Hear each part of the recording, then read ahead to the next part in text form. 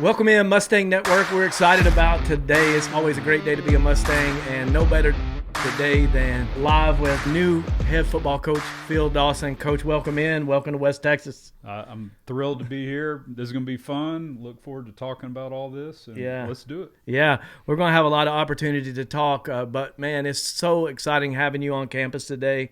I know it was a big day for you. You were able to address the team for the first time. How'd you feel about that meeting and just your first introduction to being a Mustang here? Yeah, ever since I found out I was coming, I couldn't wait to get in front of the boys because this program is going to revolve around the boys. And so having that chance finally today, I've been agonizing. Let's go. And to get in front of them today was awesome. Yeah. And, we're just taking a little time here right off the start to make sure we're squared away on our foundation. And there's a very solid one already here. And that was one of the attracting things for me coming here. But before we build the house, we want to make sure we're building it on rock and not sand. And so we're going to take the rest of this week. We're going to make sure they understand what the expectations are, but more importantly, why. Yeah. Why do we do the things we do? Why do we emphasize the things we do? Why do we not do certain things? We're just going to take some time to get to know each other. Yeah. As I told them at the end of the day, I want to know them as people. They were born not a football player, and then they're going to get old like me and no longer be a football player. So there's a lot more to them than what they can do on a Friday night. So we're going to take that time this week to get to know each other, make sure we're all squared away, and then we'll dive into football soon enough. Well, we're certainly excited to have you here. We're super proud of the Midland Christian family, the athletic program, the academics, really everything that happens on this campus. We're really proud of it. Having a coaching background myself, my wife was always she never liked our arch enemies and all that. And I said, look, you got to respect every program you play and every program you come against. But you also at the same time have to feel like your place is the best. Yep. I've been a part of the program here now for about 3 years, and I can say this is the best place. You've landed at the best place, and we're so happy to have you here. We're ready for you to move to Midland. We're ready to see you day in and day out, and I think you're going to find, Coach, what I found. These are really good athletes, competitive, hard-nosed, the things you'll talk about, and we're known for at Midland Christian, but I've had a chance to sit across like this with a lot of our different athletes from most every program, and I walk away just impressed and in awe of the character and the quality of kids that are on this campus, and really their faith that really anchors them.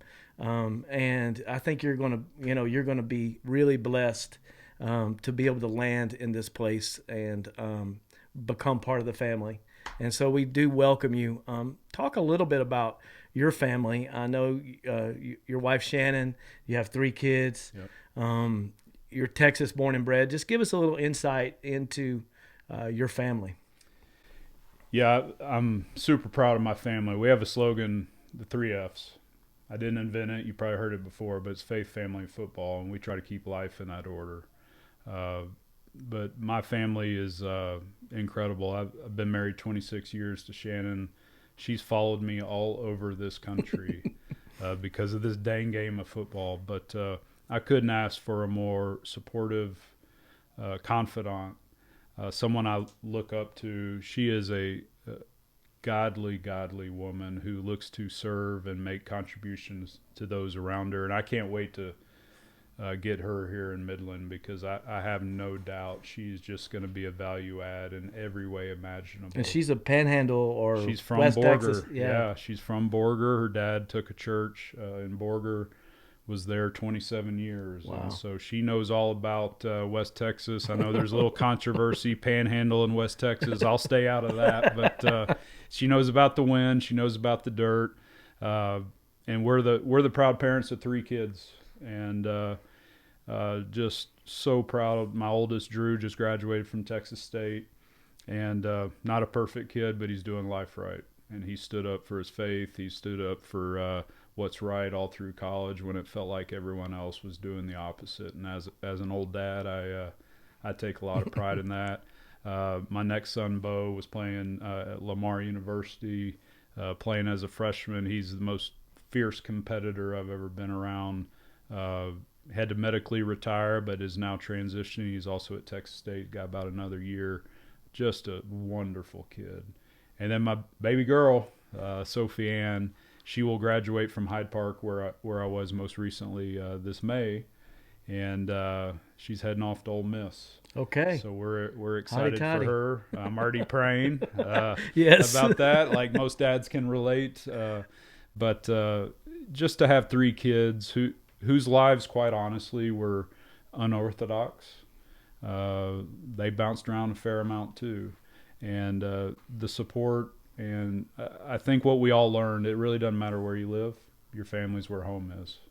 And we definitely experienced that. And Shannon and I we've loved every minute of raising kids, but quite honestly, we're a little excited about being empty nesters. So we'll see how that goes. And it just fits perfectly with us coming out here to Midland. And we're ready to jump in and serve and become part of the community. Yeah, as a dad and 5 kids, and most of those are I've got one son here at Midland Christian, but most of mine have left the house. A few of them have come back home. Oh yeah, there's so that, I would the say rebound. you make sure you have at least one extra bedroom. That's right. But it's been a real blessing. Coach, I just want to give you a second to talk a little bit about your faith journey. That's a real big part of everything we do here at Midland Christian. And I'd just love to hear a little bit about your story and, your journey, where you feel like you are on that journey, because we're all obviously on that journey. And then, how you think it's going to impact you in the locker room, in school, on the field. Yeah, so what the boys on the team are going to see from me in terms of their head coach and emphasizing faith is me. It's not me as head coach. They're going to see a fellow sinner saved by the grace of God, trying to honor him in everything that I do. And I told them today, the reason that I will make faith the cornerstone of this football program is not because I work at Midland Christian School. Yes. It's because I 100% fundamentally believe it. And I think I can relate to a lot of kids here. And that is because I had godly parents that exposed the truths of the Bible to me, taught me the right things. And I went through my whole upbringing behaving well. And I mistakenly thought that meant I was spiritually mature. I was kind of going through the motions, to be brutally honest. Get off to college, and obviously when you go down to Austin and the University of Texas, you're going to be exposed to things you've never been exposed to before. And I had to start making decisions for myself. And I realized I wasn't quite as far down the road as I thought I was. And really, it requires commitment. And I made a commitment in college, in direct confrontation to everything that was coming at me, that Jesus is the way, Jesus is the truth, and I'm going to commit my life to honor him the best I can, knowing I'm going to come up short. But it changed. And, I get asked all the time, how'd you last so long in professional football? I'm not smart enough to give you the answer, but I was focused on Jesus, which I think allowed me to avoid some of the pitfalls that get so many of my teammates that would get tripped up by things. Certainly not perfect. Don't have it all figured out. But faith is a centerpiece of who I am. It's a centerpiece of Shannon and I's marriage. It was the centerpiece of how we raised our kids. And it's going to be the centerpiece of how we run this football program. And external motivators work for a little while, and we're going to do that here. We're going to do all the fun sizzle and all that, but I tell the kids that only works for a little while. Yeah, it wears off after time. Internal motivation never goes away. So I'm going to be on point trying to point these kids to Jesus, because that's the best thing anyways. Right. But as head football coach, that's the best thing for the football team, because that type of motivation, when I get those boys to plug into his power source and play for his glory, now they can go be free and just demonstrate their God-given potential. And so I'm inviting the community to come alongside, and let's all do this together.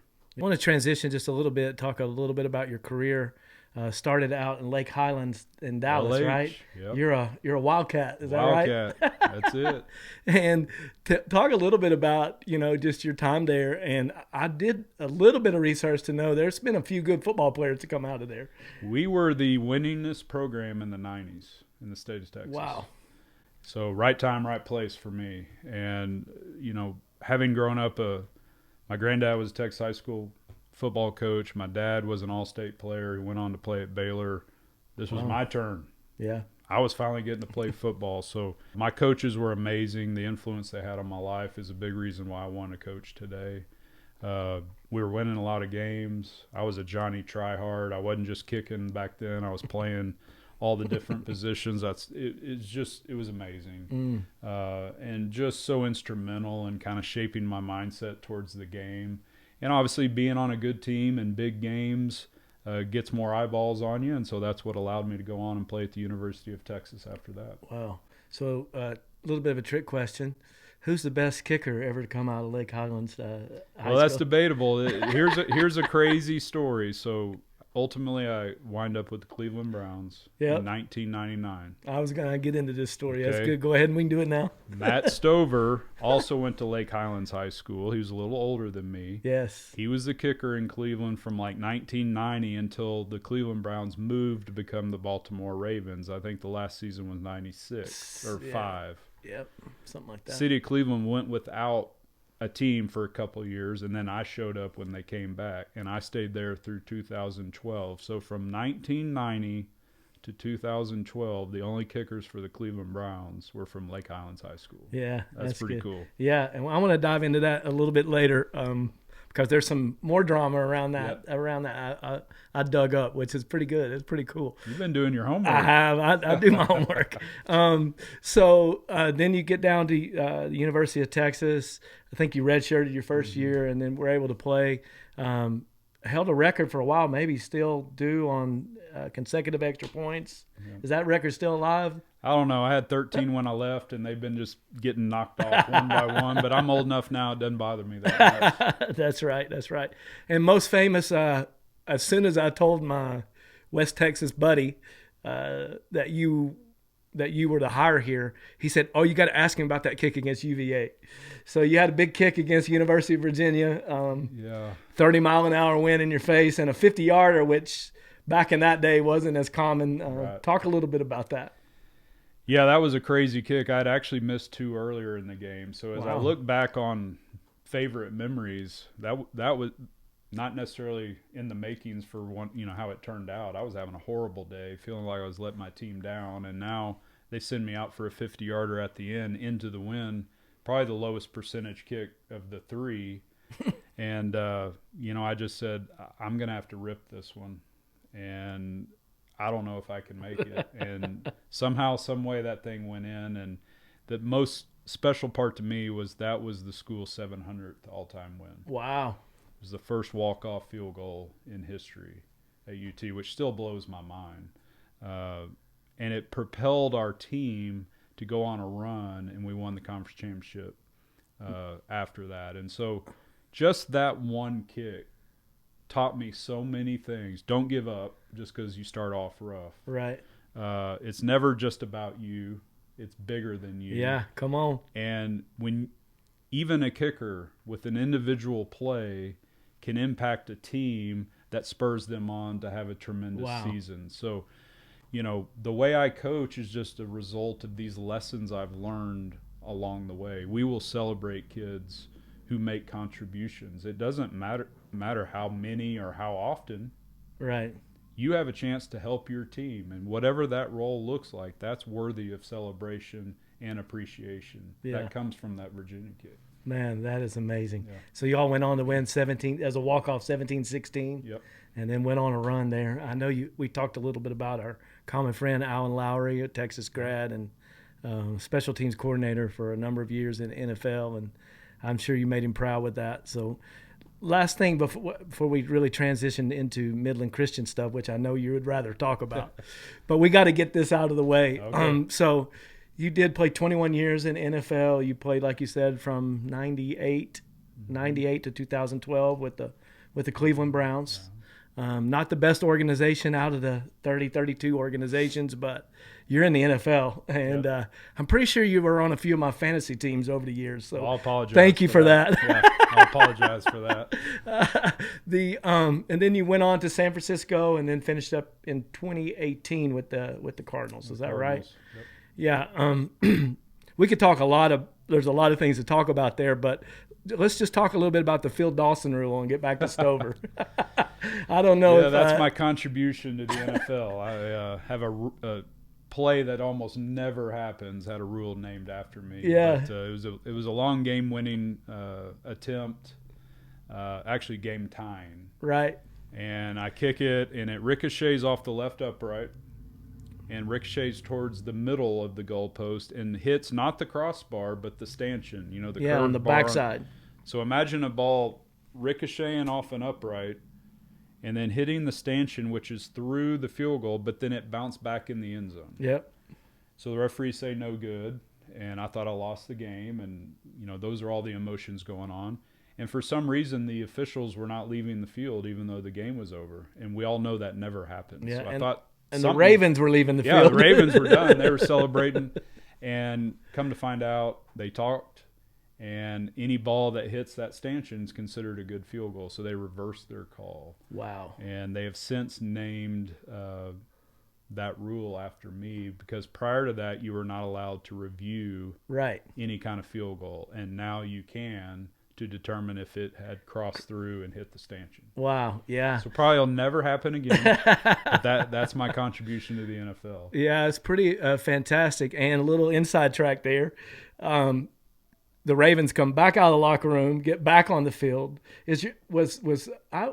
Weird question, but you coached with Trent Dilfer. Was he playing for the Ravens at the time? I don't think he was with the Ravens that year, but Stover, my buddy from Yeah. Lake Highlands, was kicking for the Yeah, Ravens. so your Lake Highland guy, Matt Stover's kicking the other way, and I think y'all exchanged or something. I don't remember the rule, but you ended up winning that game with a field goal in overtime, 33-30. That's right. So it went from thinking you lost and you might lose your job as a result to now making the game tire in dramatic fashion, and then you get to make the walk-off in overtime. So it went from, that's just the life. Yes. That's just the life, and, that's why we can't have our identity in our performance, because it can literally just like that. Just like that. Yeah, so you literally went from goat to hero. That's it. In a few minutes. I do like it going that way rather than the other way, but yeah. Well, let's talk a little bit about Midland Christian football and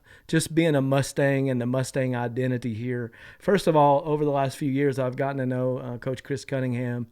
And, man, what a great guy. I don't know if you know him or not, but he was a quality football coach, obviously had a really successful career, and finished it up here. He's gone on to be, the athletic director and the up there with Fort Worth Christian. And more than a good football coach, he was just a heck of a guy.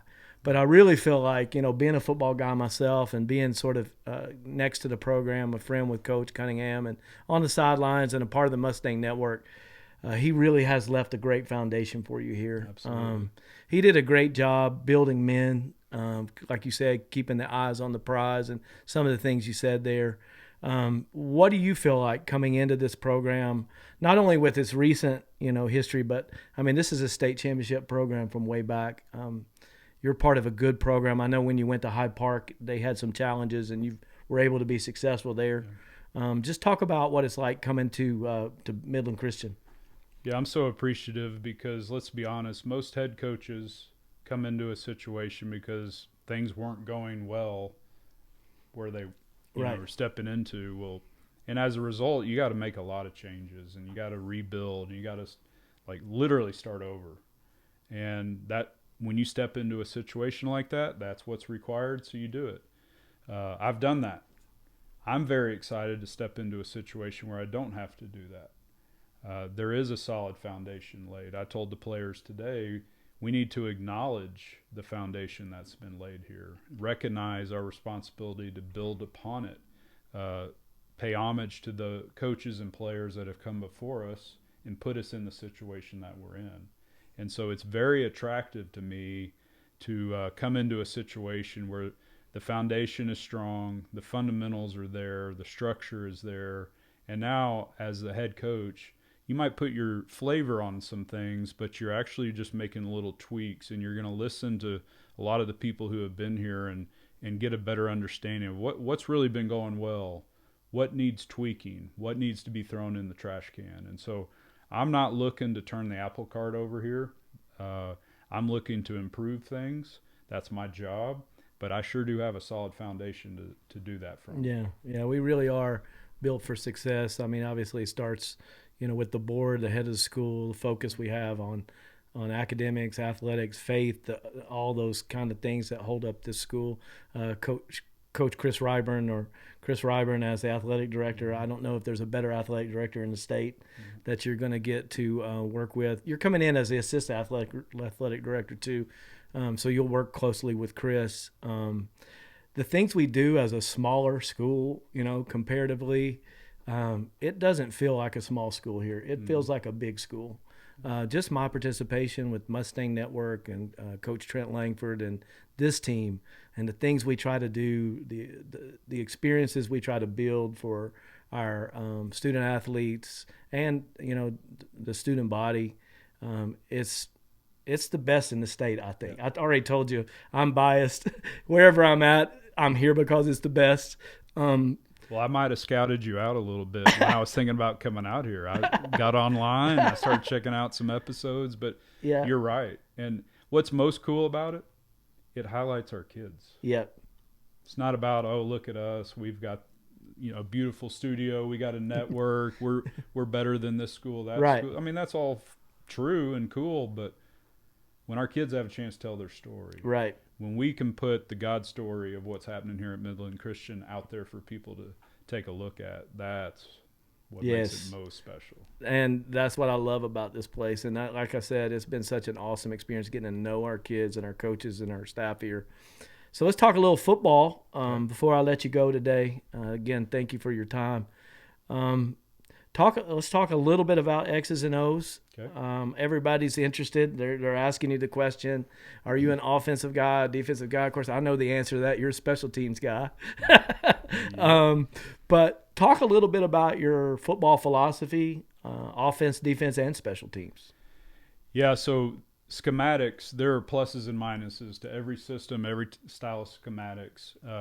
I think the mistake most coaches make is they learn one, and then that's what they do. And yeah, that'll be very attractive in an interview when they come in and they're asked, what kind of defense are you going to run? And they say, I believe in the 3-4, and here's why.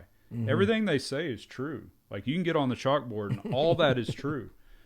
But the mistake is when you come in with a preset, system or a schematic that you believe in, but you don't take into account the skill set and the dynamics on your team, on your roster.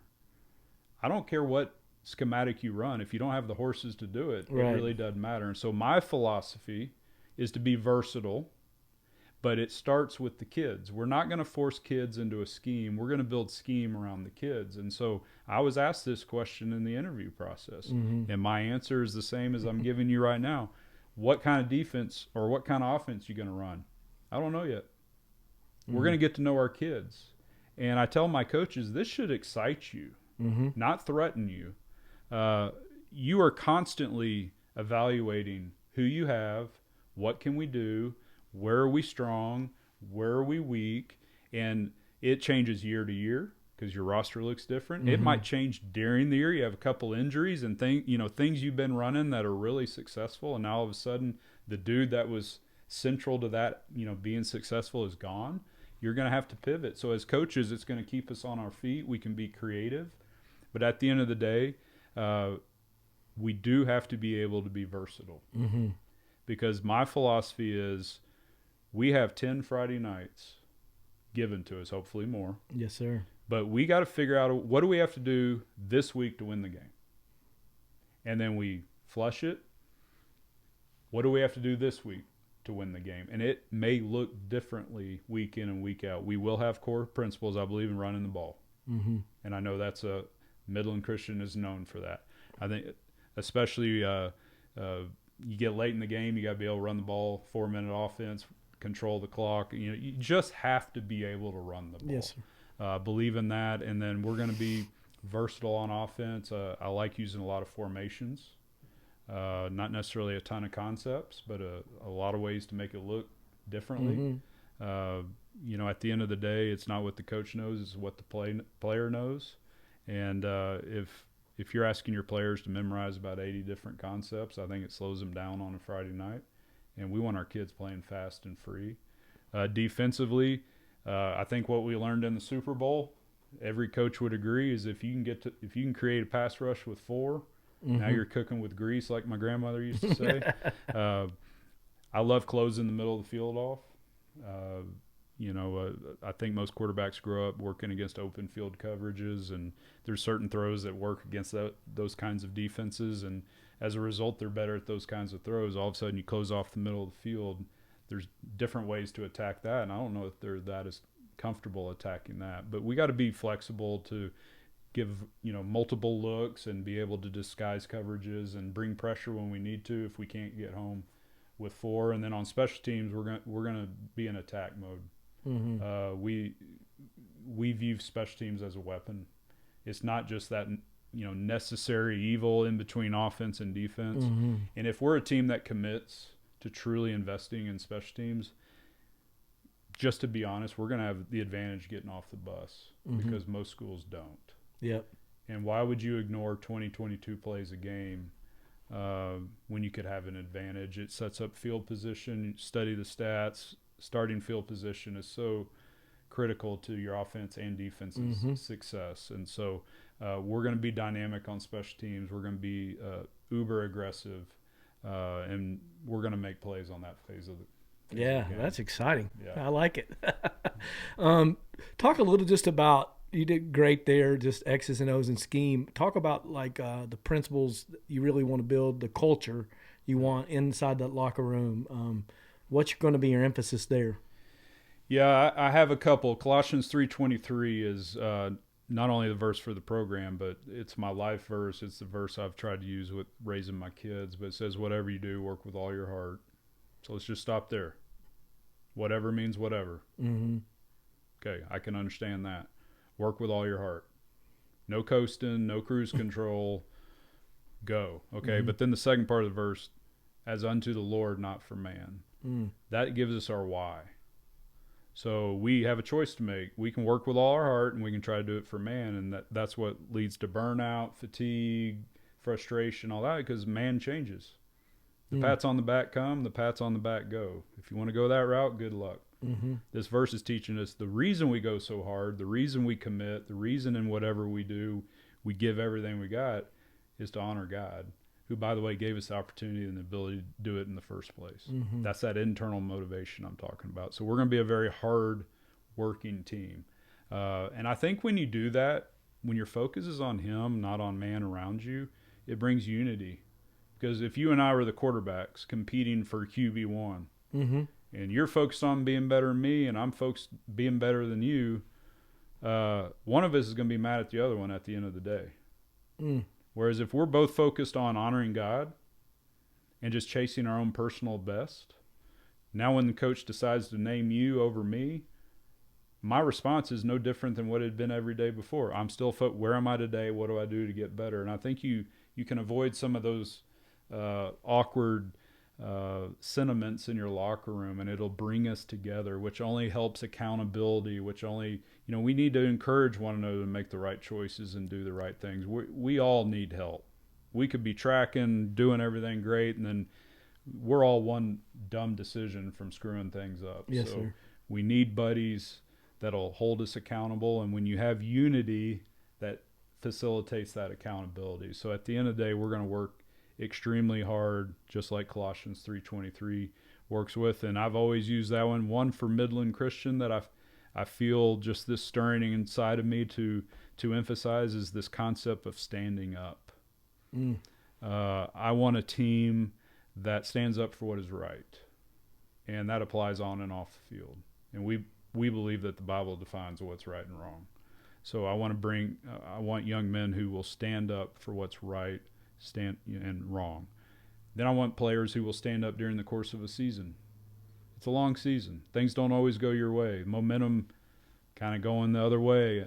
Who's going to take a stand in that moment and say, I'll take charge? Everybody settle down. Everybody refocus. Trust the process. Let's go. And I need players who will stand up during a game, because every game has ebbs and flows, and there's emotion involved, and all it just can go sideways so quick.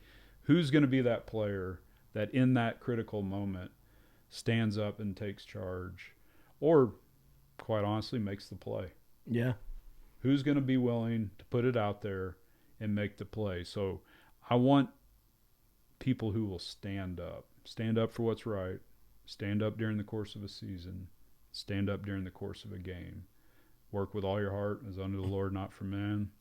I know that may not be the most romantic answer, but that's what I got. That's what we're going to focus on, and I'm confident we're going to get boys who will do that. This last question here, just what can we look forward, from this day on? You obviously met the team. What's it going to look like in the spring? What can you forecast? I know you don't have all of that figured out, but just give us a little taste of what it's going to look like going forward.